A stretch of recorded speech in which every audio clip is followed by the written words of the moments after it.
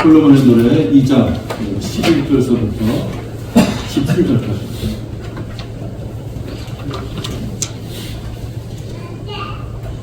우리가 극히 듣고 싶어하는 하나님의 말씀입니다.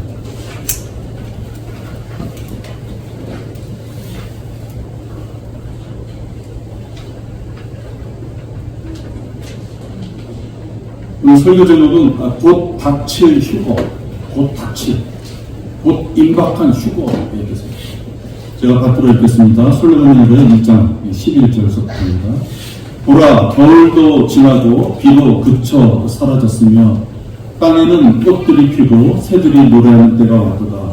산 비둘기의 소리가 우리의 땅에서 들리는도다. 무화과 나무는 푸른 무화과들을 내고 포도 넝쿨은 부드러운 포도로 좋은 향기를 내는도다. 나의 사랑, 나의 어여쁜 자야, 일어나 떠나자 하였도다. 하나님의 말씀입니다. 잠시 기도하겠습니다. 하나님 아버지, 감사를 드립니다. 각박하고 척박한 세상에서 우리는 여러 가지 고난 중에 살아갑니다. 그러나 아버지 하나님, 언젠가 우리의 귓가에 들릴 이 말씀을 저희들이 사모하며 그것을 간절히 저희들이 소망하고 있습니다. 나의 어여쁜 자야, 일어나 떠나자라고 하시는 그 하나님의 말씀이 우리의 귓가에 속해 들려지기를 원합니다. 그러나 아버지 하나님, 그 말씀이 들려지기 전에 우리가 무엇인가 떠날 채비를 해야만 된다면 오늘 말씀을 통하여 우리가 그것을 잘 새겨듣고 준비를 잘 갖춰서 주님이 부르실 때 저희 여기 있습니다 라고 하며 아무런 망설임 없이 주님이 부르시는 곳으로 올라갈 수 있도록 이 시간이 저희들에게 삶의 행실을 잘 이렇게 살펴볼 수 있는 기회가 되도록 인도하여 주시옵소서. 마귀가 이 시간 방해하지 못하도록 주님 막아주시옵소서. 전하는 자의 줄에 파수꾼을 세우시옵소서. 절대로 어떠한 오류도 없이 하나님의 말씀이 전파되고 근데 우리 지체들의 마음에도 어떠한 걸림돌도 없이 순수하게 하나님의 말씀만이 오늘 말씀으로 은혜가 될 수 있도록 인도하여 주시옵소서. 주 예수 그리스도의 이름으로 기도했습니다. 아멘. 그리스도인들에게는 기쁨이 있다. 이렇게 사사로 개인적으로 가질 수 있는 기쁨이 있겠지만 가장 큰 것은 역시 구원의 기쁨입니다. 구원의 기쁨. 이 구원의 기쁨은 잔잔하게 매일 일상생활 속에서도 수시로 우리가 가질 수 있지만 역시 뭐니 해도 영접해서 하나님의 자녀가 되었을 때 그 기쁨은 잊을 수가 없습니다. 나의 죄의 문제가 해결되고 영원한 생명을 얻을 때 조금만 더 공부하면 하나님의 자녀로서 얻을 수 있는 그 수많은 특권, 그걸 다 누릴 수 있었던 것의 시작은 바로 구원입니다. 그러니까 성도에게 구원의 기쁨은 한없이 큰 거예요. 그 다음에 또 어떤 기쁨이 있겠느냐. 이 구원의 기쁨은 몸과 혼과 영 중에서 두 가지의 변화가 있는 기쁨이 있습니다. 첫째, 혼은 구원받고 영은 거듭나는 기쁨. 사람은 몸과 혼과 영으로 되어 있는데 구원받고 모든 것이 다 바뀐 것이 아니라 혼이 바뀌어요. 지옥에 갈 혼이 구원받고 죽었던 영이 거듭나요. 근데 하나가 빠졌어요. 뭐가 빠졌어요? 몸이 빠졌어요. 이 몸이 완전한 구속을 이루는 때가 온다.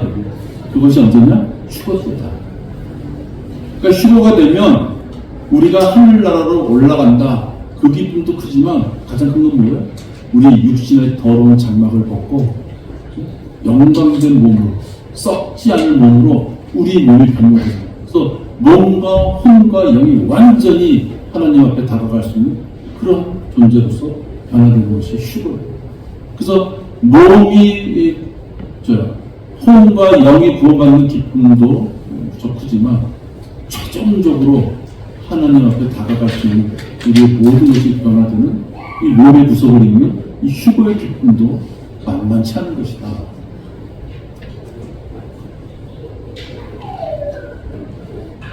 이 휴거는 성경에 기록된 하나님의 말씀입니다. 성경에 기록된 것입니다. 그것이 오늘 솔로몬의 2장 11절부터 13절까지 읽은 그런 맥락이에요. 여기서 보면 나의 사랑, 나의 어여쁜 자야, 일어나 떠나자라고. 떠나자. 여러분, 떠난다는 건 어떤 뜻이 있어요? 내가 깡패의 세계에서 떠났다. 떠났다. 내가 나이트클럽 가는 그 습관에서부터 떠났다. 내가 술을 먹는 습관에서 떠났다. 내가 세상으로부터 진짜 모든 것을 추구하고 재미있게 지내는 그러한 자들의 부류에서부터 떠났다. 그 떠났다는 의미가 뭐예요? 이제 그들과의 관계는 끝이다, 이런 거예요. 그러니까 일어나 떠나자라고 하는 것은 이제 더 이상 세상에 미련을 두지 말고 세상 것과 상관없이 새로운 것을 향해 출발하는 것이다. 세상 것으로부터 본다면 이제 점점점 멀어지는 거지만 우리가 가야 될 그곳으로 본다면 이제 그곳에 점점 가까워지는 것을 이야기합니다. 그래도 불구하고 이 세상 것에 미련을 가진 자들은 이 세상 것을 버리려 하지 않는다.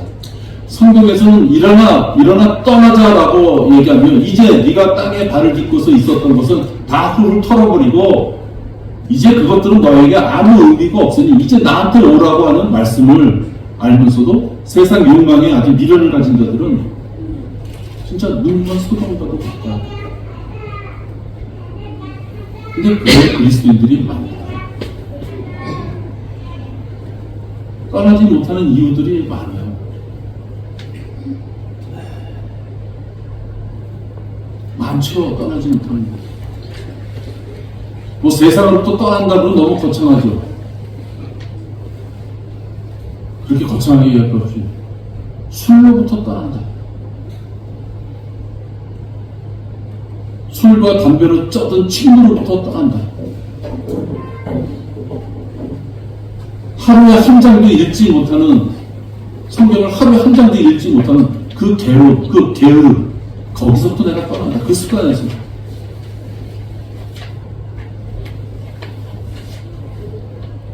뭐 좀 슬프거나 뭐 좀 못마땅한 일이 있으면 욕하는 습관, 내가 그 습관에서부터 떠난다. 아주 뭐 거창하고 생각하지 말자고요. 그런 것에서부터 떠나지 않는 이유는 무엇이냐? 그런 것들을 즐기는 사람이 그걸 떠나지 못하는 거예요. 그걸 즐기는 사람들이 있다.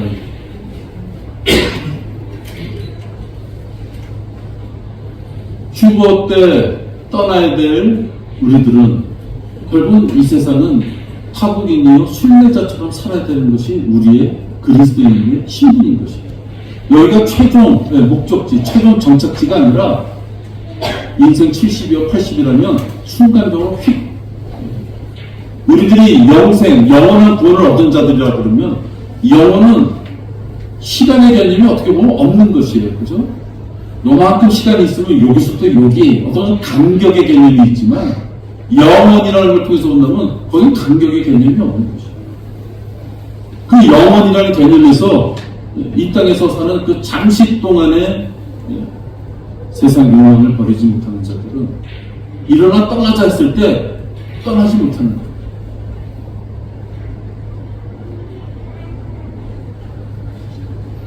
제가 한때 이렇게 교육을 담당하는 일을 한 적이 있었어요.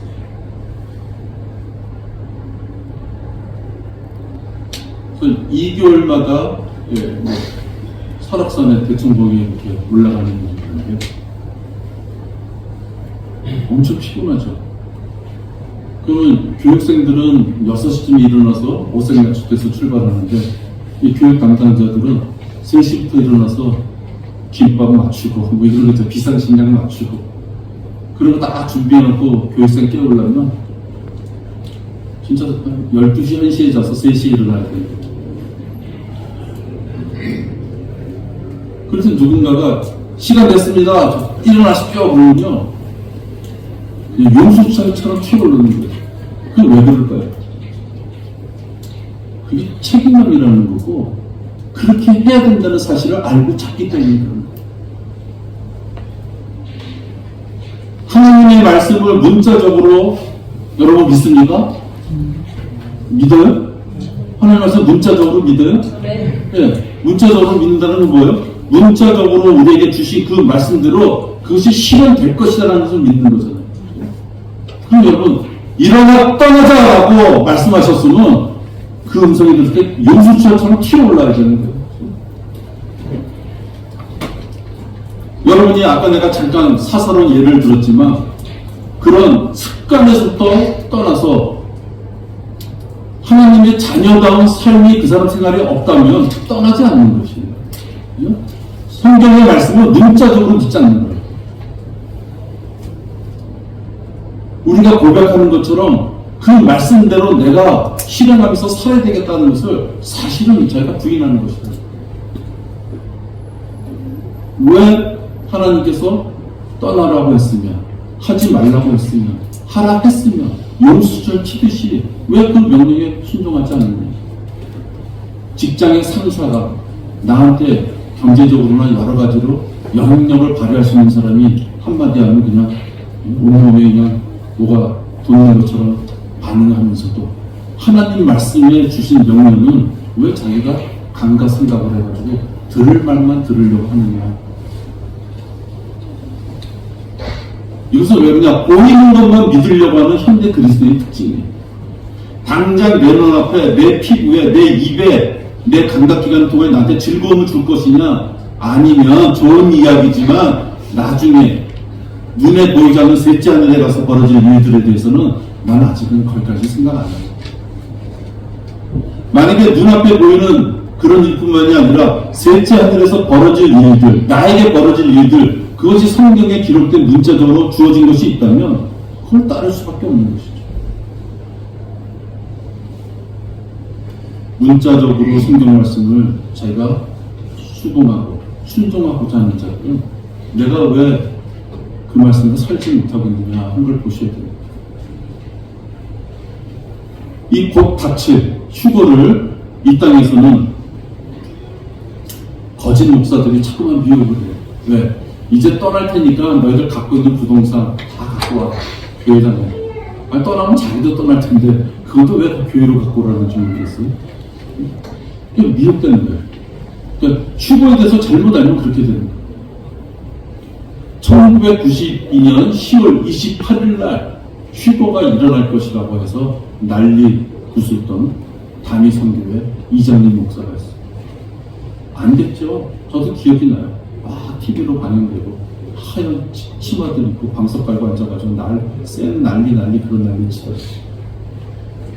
이 사람들 때문에 휴거라는 이야기만 나오면 많은 사람들이 부정적으로 보게 됐어요. 구원파 때문에 우리가 구원이라는 용어를 쓰기 힘들고 영접이라는 용어 쓰면 저건 또 뭐야? 그렇게 되고 그렇죠 여러분?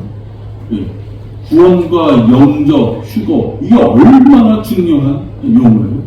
근데 이 마귀놈들이 그 용어를 갖다가 많은 사람들 앞에 부정적으로 사용되는 용어로 썼기 때문에 우리가 올바른 말씀을 전하려도 힘들게 된 상황이에요. 근데 이 휴거는 성경에 그 용어가 없어요. 낚아채서 끌어올라간다라는 이 의미의 휴거는 성경에 그 용어가 없어요. 그러나 그것은 여러분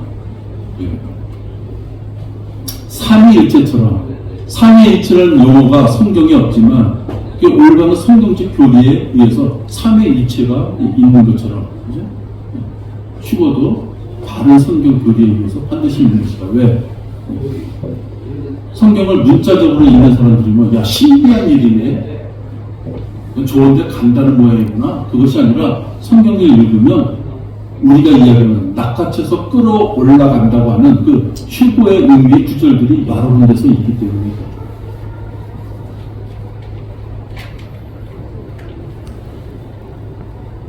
아쉽게도 이 휴거를 인정하지 않으려는 자들, 교회 휴거를 인정하지 않으려는 교회 휴거를 인정한다는 것은 교회 휴거 뒤에 이 땅에서는 대환란, 셋째 하늘에서는 그리스도의 심판상, 그것이 끝나면 대환란이 들어요. 그죠? 그래서 이 땅에서는 대환란이 벌어질 때 교회 휴거에 의해서 구원받은 자들은 이 교회는 셋째 하늘에 올라가 있다. 근데 이 교회 휴거를 인정하지 않는 자들은 어디로 가요? 교회 시대가 끝나면 대환란이니까 교회도 대환란으로 들어가는 것입니다. 그 사람은 하나님의 경륜을 모르기 때문에 하나님이 시대와 또 대상에 따라서 구원의 방법과 다루심의 방법이 다르다는 걸 모르고 오직 예수, 오직 예수라는 예수님의 피로 인류의 모든 세대가 다 구원받는 것처럼 그렇게 얘기하기 때문에 휴거는 반드시 교회 시대에 우리들에게 적용되는 하나님의 교리의 말씀이다 하는 것입니다. 살아있고 영원히 거할 하나님의 말씀을 사실로 믿는 사람들이라면 휴거도 아주 쉽게 믿을 수 있는 것입니다. 성경에는 죽음이라는 것이 나오고 성경에는 지옥이라는 것이 나오고 또 성경에는 휴거의 의미가 담긴 구절들이 나와요. 그러니까 성경의 말씀을 우리가 사실 믿음 있게 배웠잖아요. 성경에 있는 말씀을 사실 그대로 믿는 자들은 휴거를 얼마든지 믿을 수 있는 그런 하나님께서 주신 교리다 하는 것입니다. 이렇게 단순한 휴거를 듣고서도 믿지 못하는 자, 사실로 받아들이지 못하는 자, 그래서 아무런 준비 없이 그냥 허송세월하면서 보내는 자, 그런 자들은 강력한 마귀의 미혹에 이미 넘어간 자들. 성경에는 휴거에 대해서 분명히 기재해 놓으시고 그 휴거에 하나님의 말씀에 따라 분명히 이루어질 것을 우리에게 주셨음에도 불구하고 휴거 올라간다는 개념과 올라가기 전에 너희들 여행 길을 위하여 뭘 좀 준비해서 올라와라. 그 말씀도 분명히 같이 주셨는데 올라갈 걸 생각 안 하니 준비할 것도 없는 자들이 있는 거죠. 아무런 준비도 없이 내일 모레 우리 베트남으로 여행 간다. 내일 간다. 이제 5시간 뒤면 공항으로 출발해야 된다. 근데 아무 짐도 끓이지 않은 자들이 있어요. 그 정상적이지 않잖아요. 비정상이죠. 그죠? 정상적이라면 이제 5시간 뒤에는 공항으로 가야 된다. 뭔가 챙겨야지 이게 정상이죠. 아무것도 챙기지 않고 TV 보고 있다. 그건 또라이죠. 또라이. 근데 또라이 같은 그리스도인들이 실제로 있다는 것이. 이렇게 성경에 예언된 휴거를 믿든지 말든지 구원받은 성도들은 반드시 휴거된다. 왜? 하나님이 그렇게 해놓으셨기 때문에 그런 거죠. 예수 그리스도를 영접하는 순간 그리스도의 몸 안으로 들어간 성령 충만이 우리에게 이미 다 하나님의 계획에 따라서 이루어진 것처럼 내가 구원을 받았지만 하나님의 자녀로서 하나님의 식구까지는 되기 싫어요 라고 할 수 없어요. 구원받는 순간 그는 하나님의 자녀, 그 신분을 하나님이 주셨다는 거예요. 선택의 여지가 없어요. 마찬가지로 구원받은 자는 휴거에 들어가는 거예요. 그날 인정하지 않고 상관없어요. 그렇기 때문에 구원받은 자들이라면 휴거에 대해서 똑바로 알아야 돼요. 오늘 그것을 살펴보고 싶은 거죠. 교회 휴거에 대한 그 상황이 성경에 자세하게 기록돼요. 휴거가 딱 벌어졌을 때 그 상황 모습, 그게 여러분들 너무나 잘 아시는 데살로니가전서 4장에 있는 말씀입니다. 시간이 많이 가니까 15절부터 제가 읽을게요. 데살로니가전서 4장 15절입니다. 휴거될 때 하나님께서 구체적으로 이렇게 질서를 위하여 누가 먼저 올라간다까지 표현하셨습니다. 우리가 주의 말씀으로 너희에게 이것을 말하노니 주께서 오실 때까지 살아남아있는 우리가 잠들어 있는 자들보다도 결코 앞서지 못하리라. 주께서 호령과 천사장의 음성과 하나님의 나팔소리와 함께 하늘로부터 친히 내려오시리니 그러면 그리스도 안에서 죽은 자들이 먼저 일어나고 그러고 나서 살아남아있는 우리도 공중에서 주와 만나기 위하여 그들과 함께 구름 속으로 끌려 올라가리니 그리하여 우리가 영원히 주와 함께 있으리라. 그러므로 이런 말로 서로 위로하라 말씀하셨습니다. 그리스도 안에서 죽은 자들이 먼저 올라가고 혹시 휴거가 있을 때 살아서 휴거를 맛보는 자들은 그 뒷차로 올라간다. 여러분은 무슨 차로 올라가고 싶어요? 앞차로 올라가고 싶어요? 뒷차로 올라가고 싶어요? 뒷차로 죽임을 맛보지 않고. 저도 그랬으면 좋겠습니다.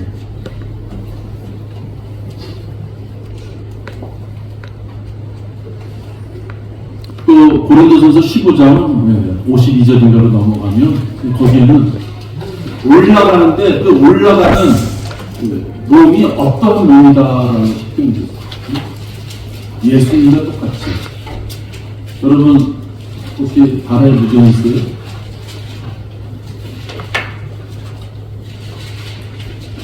그 무정 걱정하실 필요 없어요. 올라갈 때 완전 무결하게 썩지 않는 몸에 곰팡이 질병은 필요 없어요. 썩지 않은 깨끗한 몸, 시공간을 초월할 수 있는 깨끗한 몸. 우리 오늘 배영수 모치님이 뭘 안 드시는 게 더 몸이 편하다 그러는데 그때는 먹고 마시면 떠나서 완전한 몸으로 우리 백일수 모치님 같은 연세가 드신 그 몸이나 우리 하민이 같이 젊은 사람의 몸이나 결국은 어떻게 돼요? 똑같은 몸. 진짜 인간적으로 말하면 아주 건강한 몸으로 33세 반에 그 건장한 몸으로 우리가 올라간다. 그것이 고린도전서 나와 있는 것이에요. 여러분 혹시 화장을 했다 죽어서 장례 방법으로 그 화장한 사람들은 어떡합니까? 다 날아가고 흙으로 가지 않았는데 걱정하실 필요 없어요. 화장도 결국 뭐예요? 하느님의 제가 되는 거예요. 하나님은 무엇에서 유를 창조하시는 분인데 아유 그분 죽은 사람은 뭐 땅에 아니 여러분 옛날에 보면 요즘은 못 봤지만 어렸을 때 이장이라는 게 있어요. 이장. 어떤 사유에서 매장했던 어떤 이것을 단으로 옮기잖아요. 이사가거나 뭐 도시개발되고 막 하는 남아있는 거 별로 없어요.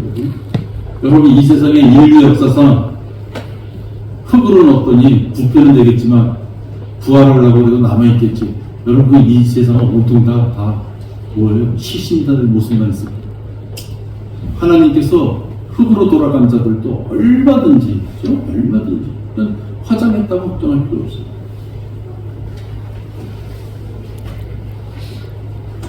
하나님께서 당장 우리를 부르신다면 우리는 모두는 올라가는 거예요.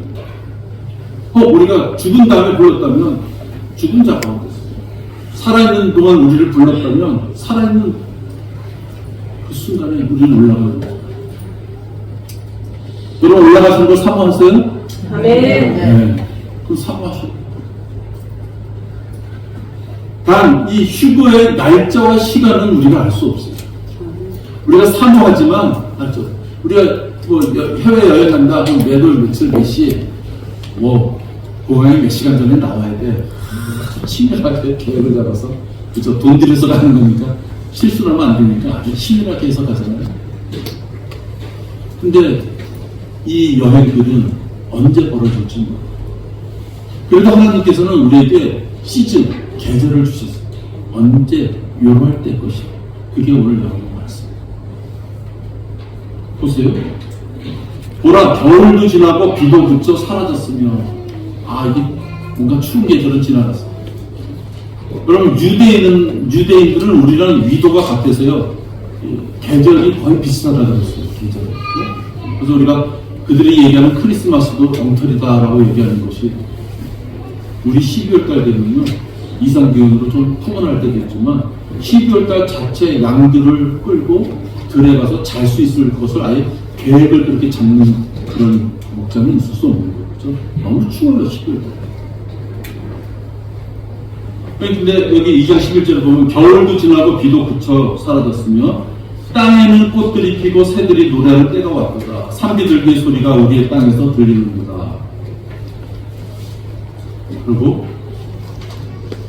1월달, 2월달 추운 계절을 지나가고 3월달, 4월달 이른 비가 내리는 계절이 지나가고 드디어 4월달, 5월달 조금 늦으면 6월달 봄에 그분께서 우리를 떠나자라고 부르신다 하는 것을 볼 수 있습니다.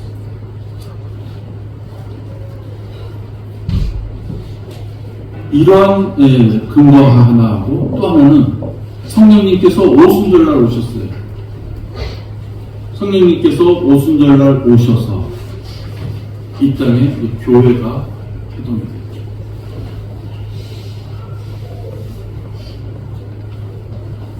그걸 비춰봤을 때 예수님이 오셔서 우리 이름을 부르시는 것, 성령님이 오셔서 교회인 우리들을 준비하시는 것, 이제 시작하시는 것, 그런 것을 봤을 때 우리를 부르시는 계절은 봄일 것이다. 봄일 것이다.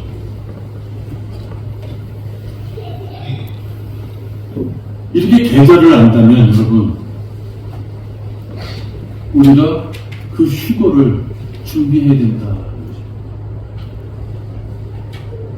미리 갖춰야 될 것이 있다. 수영장에 가기 위해서는 수영복을 준비해야 되잖아요. 스키장에 가기 위해서는 거기에 맞는 걸 준비해야 되잖아요. 분명히 휴거가 우리의 마지막 여행길이 된다고 성경에 나와 있는 문자적으로 이것을 믿는다면 하나님께서 그 휴거를 위하여 너희들 여행길을 준비할 준비를 잘 갖춰라 라고 하신 말씀을 우린 따라야 된다. 아까 어떤 문자적으로 믿고 순종하시겠다 했잖아요. 그 휴거에 따른 그 사전 준비도 하나님께서 명령하신 대로 우리가 실행해야 돼요.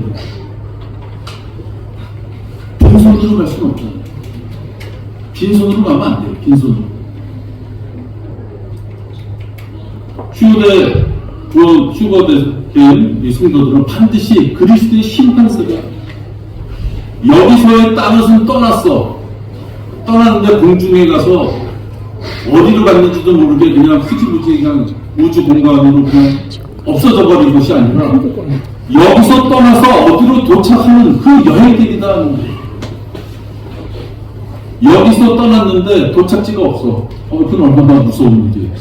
얼마나 무서운 일이에요. 비행기 15시간, 16시간을 타도 내가 도착할 곳은 어딘가가 있기 때문에 그 여행 기간이 안심이 되는 거잖아요.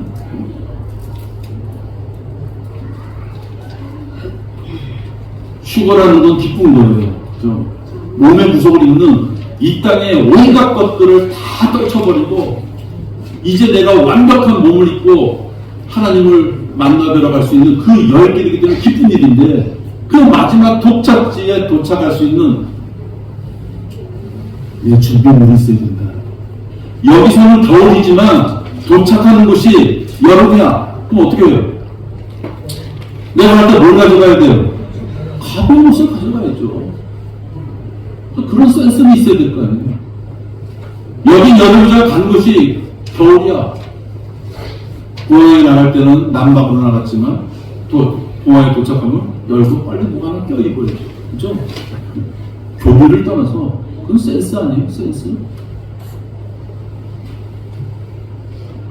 그리스도 심판석에 가면 자신의 몸으로 행한 것들을 불로써 심판받는다. 성경에도 다 찾지 않겠어요? 여러분 많이 아실 텐데. 구원받은 자들이 휴거돼 그 놀라운 기쁨을 가지고 딱 도착한 곳에 가면 여러분이 행한 그 것들대로 불로써 심판받아서 칭찬을 받든지 책망을 받든지 손해를 당하든지 아니면 보상을 받든지 뭔가 하나님이 하시겠다 그러신다. 그래서 도착하는 곳에 거주지 이름이 그리스도의 심판석이야. 그 지명 이름이 그리스도의 심판석이랍니다. 그리스도의 기쁨석이 아니라 그리스도의 심판석이다. 심판이라는 것은 잘한 거와 잘못한 것을 구분하시겠다 이 뜻이 있는 거죠.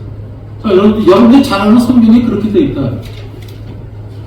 그러니까 휴가 된다는 그 기쁨 그 뒤에 하나님이 또 마련하신 것을 이미 우리가 성경 지식으로 알았다면 준비해야 된다.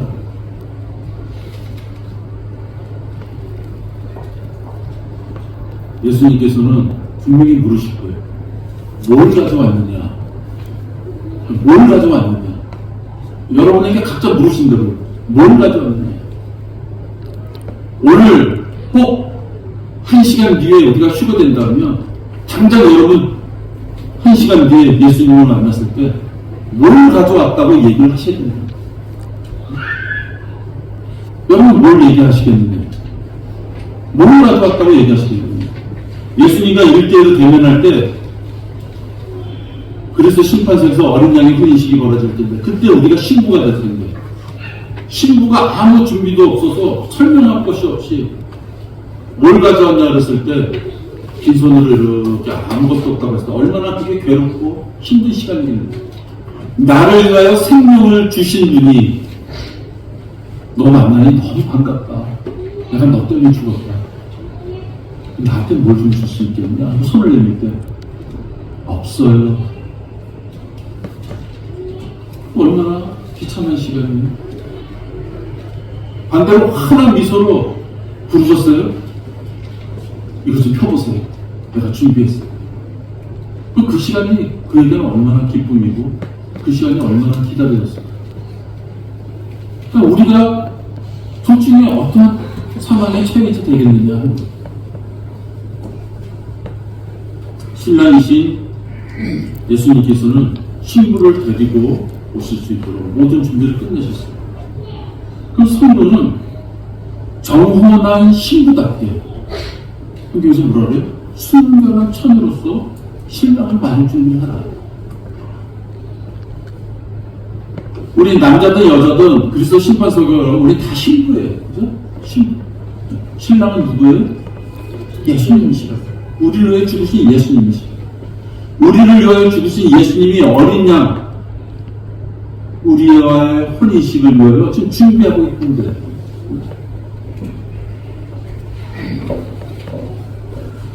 신부를 맞이할 때 뭘 잘 보겠어요? 신부가 보석을 많이 가져왔는지, 신부가 돈을 많이 가져왔는지, 신부가 지식을 많이 가져왔는지. 아니, 신부는 신부다워야 되는 거예요. 순결한 처녀로서 신랑을 맞이해야 돼요. 이는 내가 경건한 질투로 너에게 질투를 느낌이라. 내가 너희를 한 남편에게 정언시킨다니 이는 한 순결한 처녀로 너희를 그리스도께 바치려는 것이다. 고린도후서 1장 12절, 11장 2절입니다. 우리는 순결한 처녀로 예수님 앞에 나가야 되는 거죠.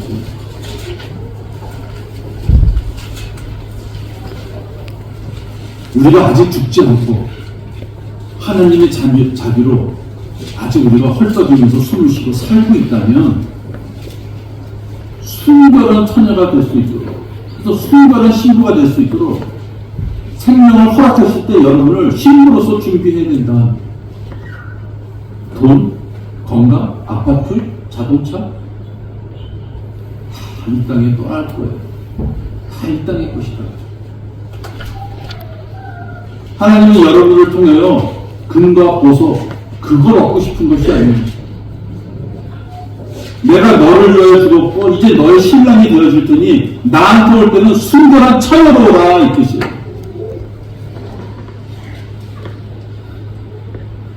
근데 그분께서는 모든 것을 다 들여다보시는 거예요.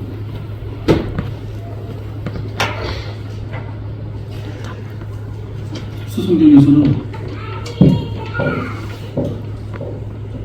신부는 정결한 흰 세마포 옷을 입으라.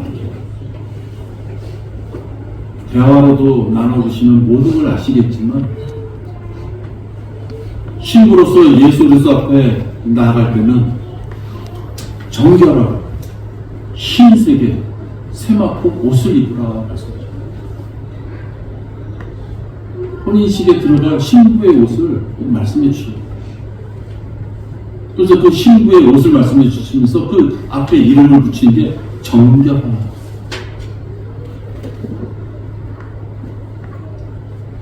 신부의 정결함은 단되지 않다. 오늘 요한일서 2장 3절부터 6절 한번 보세요. 우리가 신부로서 정결함을 가지고 순결한 처녀로서 하나님께 나간다는 것은 이런 것을 이야기한다.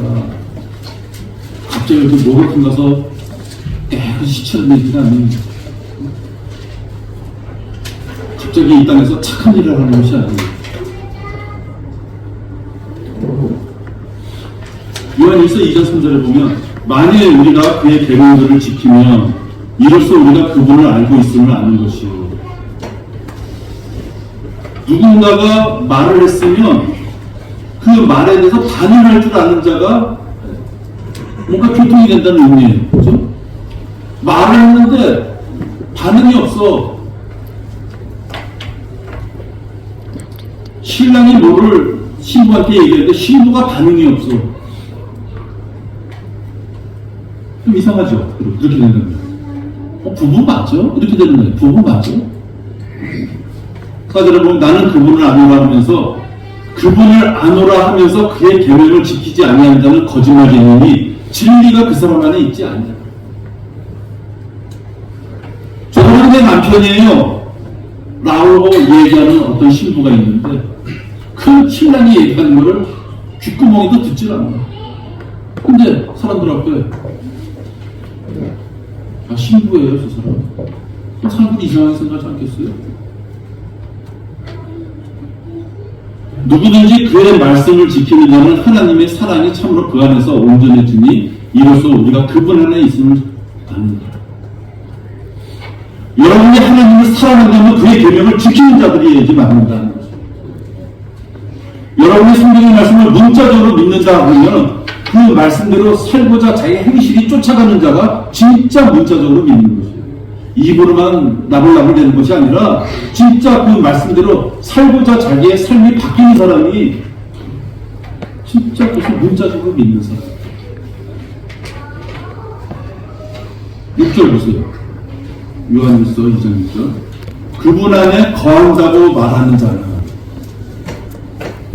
부부라면, 네, 결혼식을 한 부부라면 그가 행하신 대로 자기도 행해야 한다.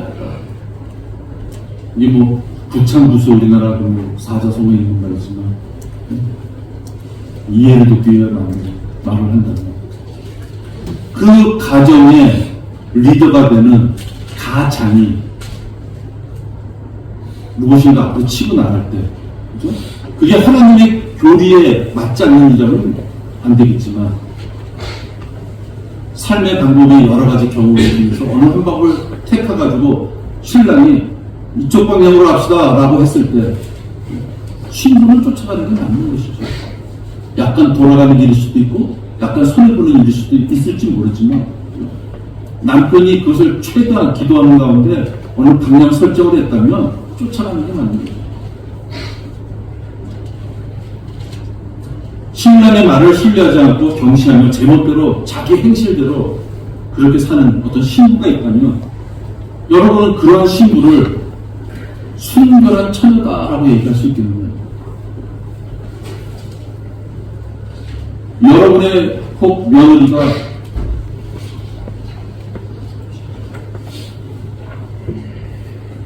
자기 아들이 말에 대해서 틱틱거리면서 아들의 말에 순종하지 않고 투닥거리고 있다면 부모들 입장에서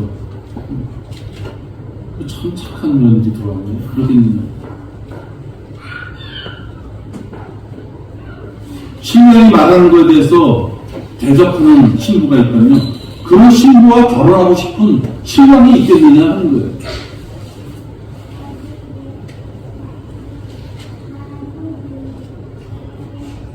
요한일서 2장 3절부터 6절의 이 말씀을 통해서 보면 계명을 지키지 않는 자는 하나님을 알지 못하는 자. 하나님의 말씀대로 살지 않는 자는 하나님이 그 안에 없는 자. 신부의 마음에 신랑의 존재가 없기 때문에 신랑의 말에 아무 관심이 없는 거예요. 여러분이 성경 말씀을 지식으로 받을 망정 내가 그 성경 말씀대로 살겠다라는 의지가 없으면 사실은 여러분 마음속에 주관을 하나님이 하십니다. 하나님은 성령님을 자꾸만 뒤로 뒷방에다 이렇게 밀어놓고 자기 고집대로 하는 거예요. 하나님 말씀이 경배 드리라 하면 경배 드려야 되는 거예요.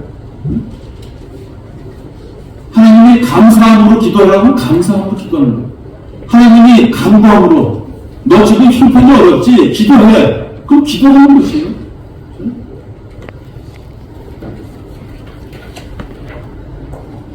신랑의 말을 듣지 않는 신부는 더러운 신부예요.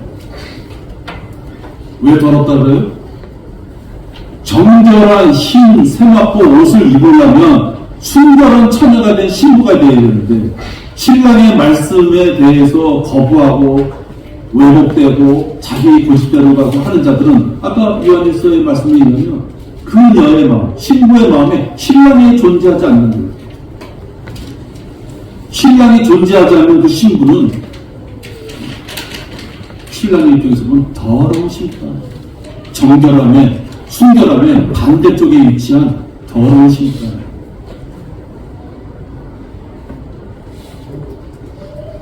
여러분 우리도 하나님의 말씀의 입장을 다 가운데 놓고 봤을 때 더러운 신부가 되면 안 돼요. 신랑은 이렇게 하라고 지금 얘기하고 있는데 난 잠깐 다른 것 좀 하고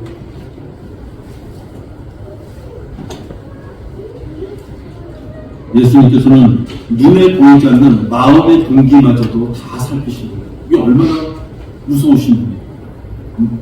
행동으로 드러나지 않았는데 마음의 동기까지 신랑을 섬긴다 그러면 그것이 왜 섬기는지 지 복을 받기 위하여 지 어떻게 형편이 좋아지기 위하여 섬기는 것인지 지 신랑의 말씀에 존경과 공경과 권위를 두고 신랑의 말씀대로 살고자 하는 그 사랑하는 마음에 신랑의 말씀에 순종하는 것인지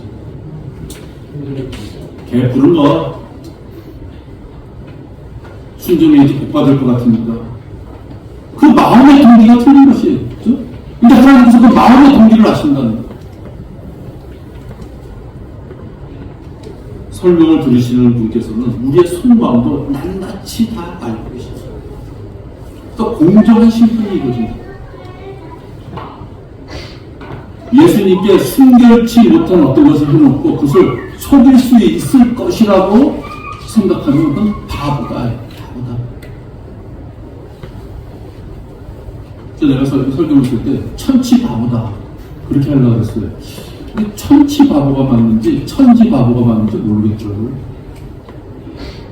그래서 그 핸드폰으로 뭐 이렇게 막 지식하는 거 있잖아요. 그래서 천치 바보의 뜻 그랬더니 이런 용어는 쓰지 마세요 이렇게 나왔다. 그다음에 천지 바보 썼더니 이런 용어는 남을 비하는 말이고 쓰지 마세요. 그래서 뺐어요. 우리의 속마음까지도 다 아시는 분한테 여러분 순수하지 않은 동기로 다가서면 안 돼요. 성경에 이런 말이 있어요 여러분. 하나님께서 이제 아브라함한테 99세 된 아들 너 생명의 때가 있으니 이제 너한테 아들을 줄 거다. 사라가 장막에서 들어 핏이 부서 남편은 뭐 다 반으로 자기 여자로서의 관례도 다 끝나고 근데 갑자기 애가 생긴다 그러니까 허탈하게 웃었겠죠. 어떻게 보면 너무 허망한 말처럼. 그랬더니 지적하세요. 근데 사람은 뭐라고요? 내가 웃지 않았나이다. 내가 웃지 않았나이다. 뻔뻔한 거짓말을 하는 거죠. 그렇죠? 하니 주께서 말씀하시라 아니라 내가 웃었느니라 이렇게 말해요. 여러분 사라 입장이면 얼마나 찔끔했을까요? 웃었어. 그 하나님이 주신 말씀에서 신뢰를 갖지 않고 너무 엉뚱한 말씀을 하시는구나 하고 약간 웃었어. 뭐 비웃는 것까지는 아닌 것 같아. 싶거든. 근데 또 물으시니까 안 웃었다고 거짓말했어요. 그랬더니 뭐, 웃었지 않았니가 아니야. 내가 웃었느니라, 네가 웃었느니라 이렇게 말씀해요. 그래서 심판석에 가서 여러분 휘가 돼서 올라가는 건 좋지만 분명히 심판석이라는 어떤 장소에 가서 우리의 마음의 동기까지도 다 살피시는 분한테 여러분이 어떻게 내가 순결한 처녀로서 이제 신혼식을 혼인식을 하기 위해서 내가 이렇게 준비해 왔습니다라는 것을 보여줄 때 순수한 동기까지 다 아시는 분한테 여러분 뭐라고 설명하시겠느냐. 성도의 옷으로 만들어진 세마포 옷은 기성품이 아니에요. 구원받은 자들은 자 호수 보세요. 55, 66, 70, 80이라서 자기 적당한 거 입으세요 하고 주는 기성복이 아니라고요. 혼인식에 입을 세마포 옷은 여러분들이 구원받고 이 땅에서 행한 그 의로 하나하나 짜져서 만들어진 옷이다 이거예요. 기성품이 아니라 여러분에게 딱 맞는 여러분이 행한 것 그만큼만 딱 짜여지는 여러분에게 특성화된 옷이다 이거.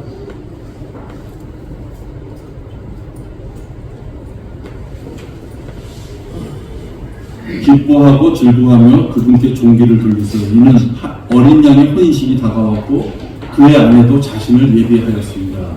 이제 그녀에게 허락하사 정결하게 하고 흰 세마포를 입게 하셨으니 세마포는 성도들의 의라.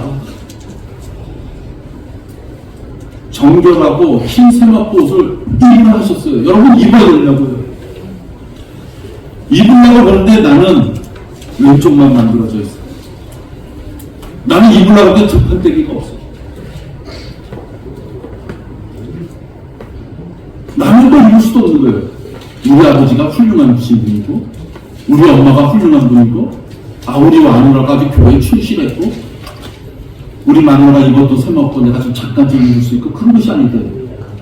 각자 성도가 이 땅에서 여러분 죽기 전에 아니면 여러분이 살아있다면 그 부르시기 전에 여러분 하나하나가 자기가 만든 그 옷을 거기 가서 입어야 된다. 그 옷을 준비하셨느냐.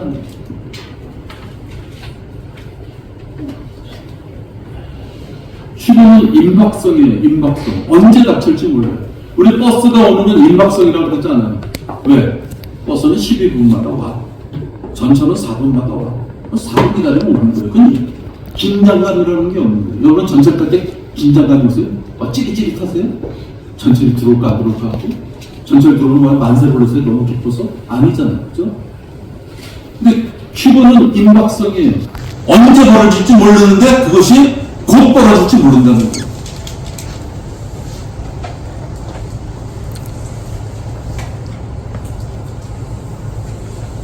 휴거가 닥친 후에 후회하지 말고 오늘 여러분 제 설교를 들었다면 지금 당장부터 준비하시면 돼요. 예수님 좀 나중에 오세요. 나 좀 할 일이 있어요. 지금 내가 준비한 것이 있으니까 좀 나중에 오시고 지금 준비한 걸 잘 되게 복을 좀 먼저 주세요. 그럼 어리석은 생각을 하면 안 돼요.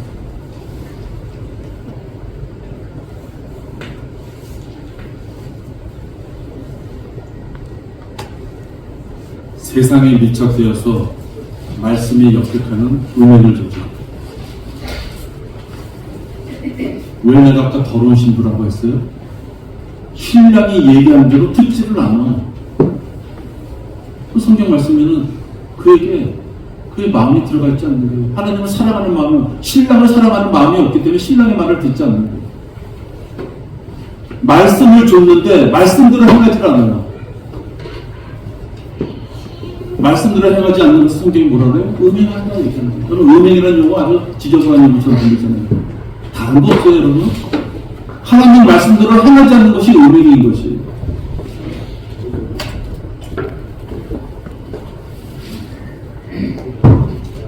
여러분 혹 휴거가 입어보면 어때요? 아까 휴거가 5월달 6월달 좀 늦은 봄에 그냥 계절상으로 보면 말씀이면 휴거가 이때겠구나 생각하잖아요. 그렇죠? 근데 여러분 휴거가 금년이에요. 2025년 금년이야. 금년만 건너뛸까요? 여러분들 그게 소원이세요? 금년을 건너뛸까요?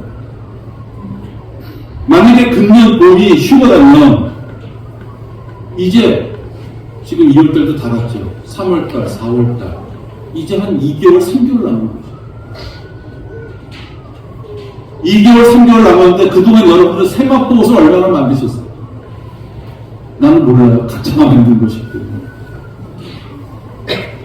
순결한 처녀로서 신부가 되기 위하여 하나님의 말씀에 응답할 줄 알고 하나님의 말씀대로 살아갔던 그 은가 여기가 얼마나 준비되어 있습니까? 예수님은 순결한 처녀를 신부로 맡기 위하여 준비하고 있는데 그 준비가 아직 시작도 못했다면, 아직 시작했어도 아직 너무 미비하다면, 이제 금년 봄이라면 이제 2개월 남았는데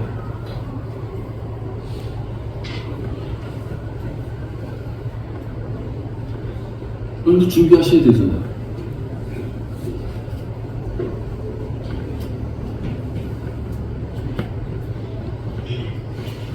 준비하셔야 돼요.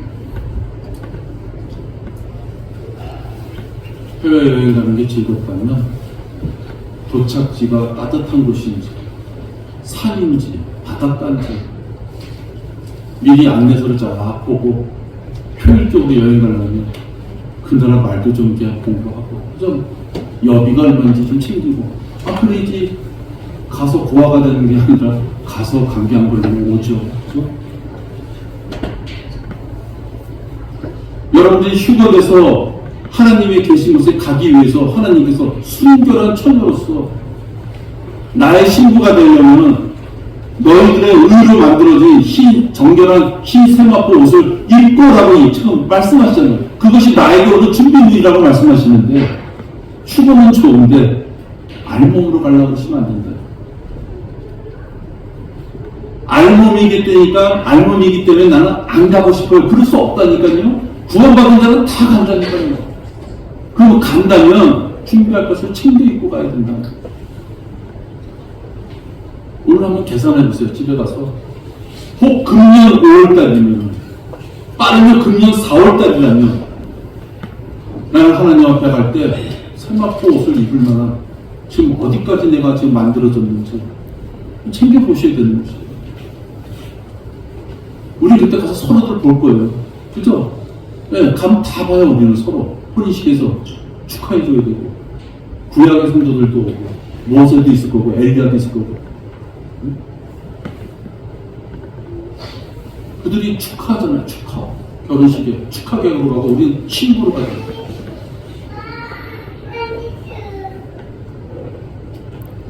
휴거돼서 하나님과 철저하게 하나하나 회개 카운팅하고 결산할 때 여러분 우리는 칭찬을 받아야 돼요.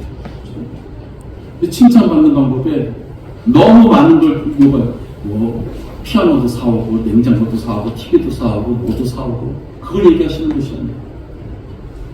내 말에 순종하며 내가 부를 때까지 순결한 처녀로서 살다가 와라 라고 말씀하시죠. 그걸 지키라는 것이죠. 우리가 수치를 당하면 안 됩니다. 우리를 위하여 죽으신 그분 앞에 수치를 당합니다. 금년 5월달에 오면 우리 다 같이 올라가요. 5월달에 계절이기 때문에. 만약에 그렇다면 여러분 지금이라도 단 하루라도 말씀에 순종하는 그 생활이 오늘부터 혹 금년 5월달이라면 6월달이라면 우리 시간까지 철저하게 지키는 삶이 내 일생에 금년 요번달 2개월 앞으로 향후 2개월만큼은 내가 말씀대로 살아가보자. 우리 기도 가운데 뭐가 정하심 있으면 지키는 그런 2개월이 되니까